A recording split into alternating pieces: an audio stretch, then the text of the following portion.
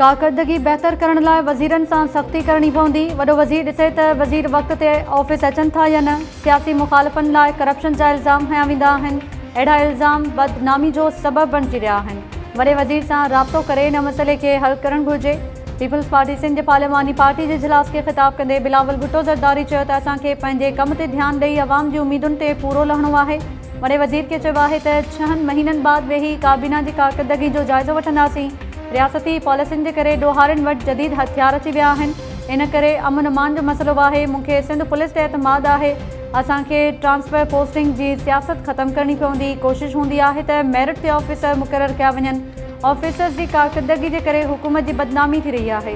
सिंध में दुनिया जो सभ खां वॾो हाउसिंग मनसूबो जारी आहे, पर वफ़ाक़ खां फंडिंग न थियण करे मनसूबो देर जो शिकार आहे।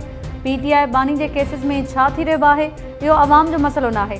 PTI बानी जा केस अदालतुनि में आहिनि, उन्हनि खे क़ानूनी तौरु मुंहुं ॾे।